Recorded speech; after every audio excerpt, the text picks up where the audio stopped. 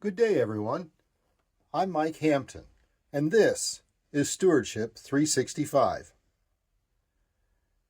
We've been chatting monthly about the many acts and opportunities of stewardship. This month, I'd like to take a deeper dive into what stewardship is and offer a view on how we should approach it. As I have stated in the past, one definition of stewardship means acting as a caretaker of something that does not belong to you, like another person's property, with a duty to manage it responsibly and on their behalf. This role involves taking responsibility for the care, maintenance, and administration of what you are entrusted with. Now, looking at this definition from a biblical perspective, we, as Christians, believe that biblical stewardship is the fundamental acknowledgement that God is the ultimate owner and provider of all things, and we humans are His caretakers. But where does the belief and commitment to stewardship come from? Where are its origins in our souls?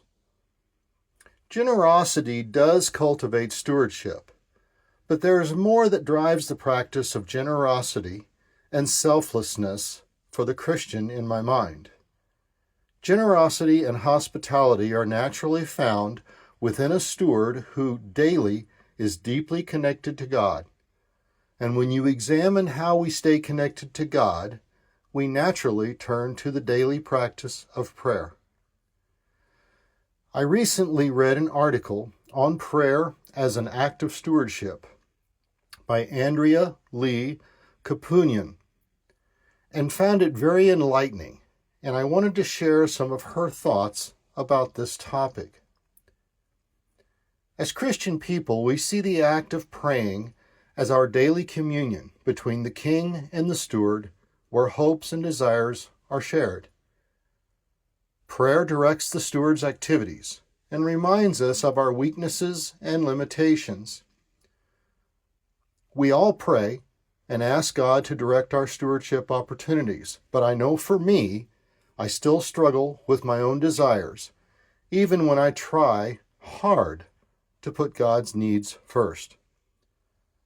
As humans, we are taught to plan ahead and save for a rainy day, because this is what responsible people do, right? Well, I also believe that this action is endorsed by God, because, as we stated previously, managing resources is part of good stewardship. However, I also try and remember that God will provide for all of my needs daily. The big struggle for me is defining my needs. I feel safe in saying that God defines my needs differently than I do. So I continue to pray about it, and I work hard to trust more deeply in each day's blessings.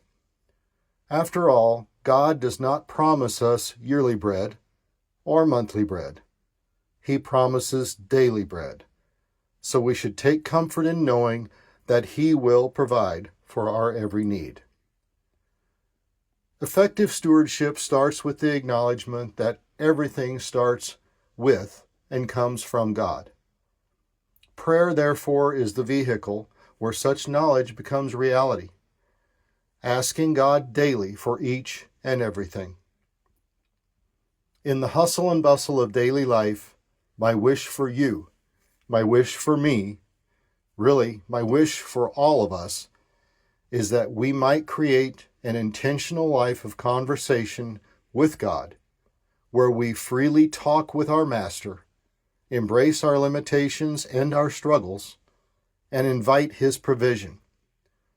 For in the practice of prayer, the steward's calling is cemented and centered. There's a knock on the door, and the coffee is brewing. Go sit with Him and chat a while. So, until next time, may God bless you in your efforts to share His love and kindness through stewardship.